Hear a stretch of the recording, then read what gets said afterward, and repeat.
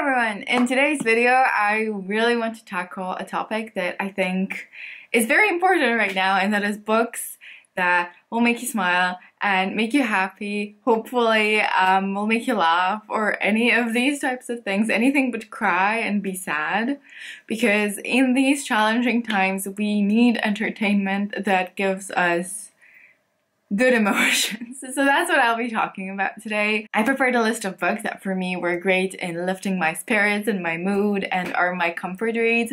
And I hope that some of these books might turn out to be some of your comfort reads too, and that you'll give them a go and that they'll make you smile, because that's what we're here for. So yeah, without further ado, let's just dive right in. I just got distracted. Okay, let's begin with the first book, which is, of course, the one and only, one of my favorite books of all time and series of all time, and that's Anne of the Green Gables by Lucy Maud Montgomery. How many times can I talk about the same book? I swear, like, this is in every single video, and I'm sorry about that, but it's really good. So this book follows a girl who has been living in the orphanage for the past years of her life, and all this time she's just been wanting to belong, to be loved and accepted by a family somewhere. And finally she has the opportunity to do that when a brother and a sister, the Cuthberts, who are living in the Green Gables, decide to adopt her. And that's what she thinks, but they actually went to adopt a boy. And when she comes in, this red-haired girl that blurts out lots of nonsense sometimes and can be very random and spontaneous, but very charming, they are a bit confused and they're not sure whether to keep her or not, really. So with her charm and charisma and wonderful character and her ability to put a smile on people's faces instantly, I mean, those who are not extremely annoyed by her, they face a challenge. Should they keep her or should they send her away? But well, let me spoil this a bit for you, because that's not the main point of the book. Kind of, they do keep her, and her charisma and her character and her love and her spontaneity and her wonderful humor and everything about her just changes the community, the people. Her initiatives are awesome. It's all very cute and charming and written in such beautiful and poignant language, and it brings a smile to my face just thinking about this book. And I read the whole series, and it never failed to bring me so much comfort, and it never failed to brighten up my day. So I highly recommend this series if you have not given it a go yet. The next book is one that I think I talked about once, but not very much, and that is Dog Days from Andalusia, Tales from Spain by Jackie Todd. And this is a book about dogs. I mean, they're people, but like there are dogs as well. Basically, it's about a retired British couple who moved to Spain to sort of start a new life and just settle down there and make friends, become part of the community. And on the way, they start taking in abandoned dogs, and they end up having lots and lots of them, and it's so much fun. It's hilarious and heartwarming to read about the breaking of the language barriers, making friends, becoming part of this community and small village society. I mean, a British couple moving to Spain, to like a remote village, and trying to communicate with these people, and also getting a bunch of dogs. I mean, this sounds great. It is great. Nothing big happens. It's more like a fun beach read, except not maybe beach read, but just a fun read that will surely make you smile and maybe laugh a bit. The next book I want to talk about is Again But Better by Christine Riccio, and once again a book I've talked about a lot on this channel, but it made me laugh countless times and smile even more. So this is a book about second chances, about living your life to the fullest and trying to realize your dreams and pursue them instead of fulfilling other people's expectations. This book follows a girl named Shane who has been doing college wrong, which means basically she has been trying to satisfy everyone around her but herself. She is going to med school because that's what her parents want. She's a stellar student, but she doesn't really have any friends. She's not doing anything fun. She's not happy at all. So she decides to take a semester off and go to London, where she is gonna study literature against her parents' wish. well, they don't really know that she's going to study literature, so she's doing it without their knowledge, which probably makes it even worse. And as she's trying to live her life to the fullest, finally be free and happy, things go wrong because her old ways are getting in the way of being happy again. And so she has to get out of her comfort zone to find her own path in life and pursue her dreams. But that doesn't really happen because things are getting more and more complicated. But with a bit of extra help, she might just manage to change her life. I don't really know how to talk about this book because when I was reading it, I didn't see this fun twist coming that kind of made it a lot better and not just another contemporary book. I think that despite the controversy with BookTuber publishing a book and all this sort of jazz, it's a great read. I would highly recommend reading this book if it sounds just teeny tiny bit interesting and if you just want to have some fun and laugh a bit and smile and you know. The next book, that was a hard slap, is The Trials of Morgan. That's the wrong book. The Trials of Morgan Crow by Jessica Townsend, which is right here, and this is part of a series, the trilogy, that is gonna have its last book published next year. I said it really weirdly. And this is book 2. Wondersmith, I guess that's how it's read. Anyway, this book follows a character named Morgan Crow who was born on the unluckiest day ever. And because of that, she is called to be cursed and she is blamed for every misfortune. Every bad thing that happens in the area is automatically her fault. And she's done with that. Like, what can she do? She's just really sad and unhappy.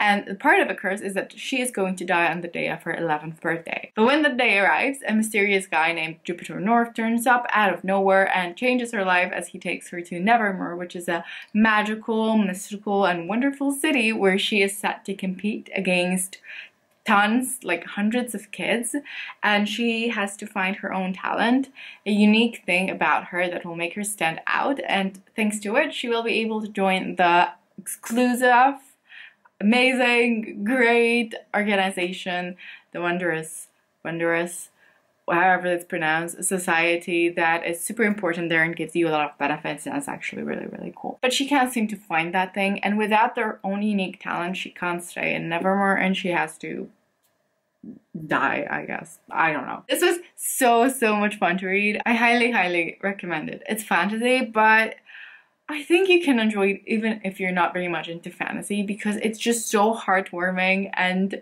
lovely and the world is amazing. So if you haven't read it yet, I really highly recommend it. Next we have a graphic novel. We have 2 graphic novels ahead, and that is The Prince and the Dressmaker by Jen Wong. This book follows a character named Prince Sebastian who actually sometimes likes to wear dresses. And his parents are trying to find a bride for him while he is just trying to discover and understand his identity and just have fun as he is wearing dresses, which is not something that is accepted in the society. And he finds a dressmaker, Frances, who is brilliant, by the way, and he hires her to make dresses for him so he can turn into Lady Crystalia at night, and you know, stuff happens, blah blah blah blah blah. Anyway, it's amazing. This graphic novel was so much fun to read, and the graphic design, I mean the illustrations were wonderful, and I would highly recommend it. It mostly focuses on love and art and dreams and desires and your own identity and trying to be yourself and be supported by your family or those around you, and it's super great and it is definitely gonna put a smile on your face. The next graphic novel that I really want to talk to you about is Nimona by Noelle Stevenson. This is a super popular YA graphic novel, so you know, you should read it. I'm just saying, no wonder it's super popular because it's really great and the art is so beautiful. Look! It's really great. Anyway, this graphic novel follows a character who is Nimona, who is a shapeshifter, and she decides to join this super bad villain who is trying to take down this organization, the Institution of Law Enforcement and Heroics, because they aren't actually heroes and they're doing bad stuff. And it's all very light in a way, but it also carries an amazing message to anyone and everyone about identity and about love and about fighting villains. And the hype is totally understandable and is like clear that it should be there, and just please go read this. Next we have The Storied Life of A.J. Thackeray by Gabrielle Zevin, and this is a book I read very recently, and this is apparently one of those like must-read books for book lovers, and I completely agree with that. Anyway, The Storied Life of A.J. Thackeray centers around a guy whose wife passed away, and now he's alone, and he is running a bookstore, and he is not really trying to get his life together. Actually, most of the time, all of the time, he just wants to be left alone. He wants to read his books, he wants to own a bookstore, he wants to sell books to customers, but like, leave him alone and don't talk to me. And then one day in his bookstore, a small baby is left, whose mother leaves a note with the baby saying that she wants A.J. Thackeray to take care of it. Of the baby. And so his life changes completely as he says, you know what, yeah, sure, I can do that. And his life turns around as he raises this girl in the bookstore, and you just see like the chronicles of the family, of him opening up to life, of having a second go and a second chance at it, of falling in love again. And it's super, super charming and heartwarming. Might make you cry. I can't say it won't, but it will make you smile so many times on the way, and it will stay with you, hopefully, as it stayed with me. And it's just a wonderful read with so many wonderful quotes and thoughts and concepts that I really, really highly recommend it. Okay, now the last book I want to talk about, I don't remember that well, and I read a few like descriptions of it, and it doesn't ring many bells in my head, but it's A Gentleman's Guide to Vice and Virtue by Mackenzie Lee, and this is part of a trilogy, I think, with some like companion novels, I guess. It's really, really adorable and fun and great, and it's kind of like a travel novel, but also there's so many noises outside. That doesn't really happen. So anyway, it's like a travel novel that follows Monty. Yes, a character who is part of this rich and virtuous family, and he is a young scoundrel who basically just likes to get drunk and party and do all the type of stuff that is not really suitable for a royal, for a gentleman. Yeah, for a gentleman. Basically, all the boarding schools he went to kicked him out because he was not following the rules. His dad is not very proud of him either, and he is sent on a trip, after which he is expected to take the family business over. And in the meantime, his friend, best friend, and someone who he fell in love with is supposed to be sent to the Netherlands and go to boarding school then, and they won't see each other very much. So Monty, together with his younger sister Felicity and Percy, his crush, are supposed to travel from Paris to Rome. I guess it's just the original plan of this trip is just shoved away and thrown into the trash can as the trip turns into a manhunt as they're trying to save someone from something else, and basically things start going a bit crazy. There's a sinking island, and yeah, whatever. It's great. It's really great. It might sound a bit, I don't know, plain in some way, not very unique, but I assure you that the humor and the characters would make it so, so lovable, and you will smile countless of times reading from Percy's perspective. Monty's perspective. Is it just Monty's perspective? I think it's just Monty.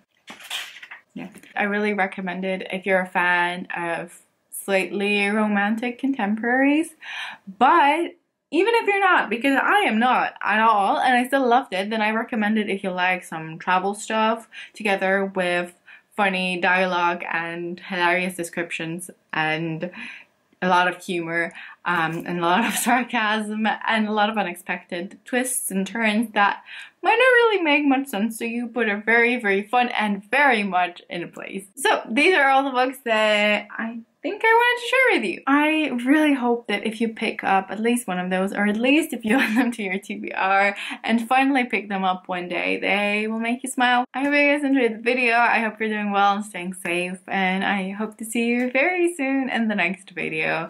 Bye!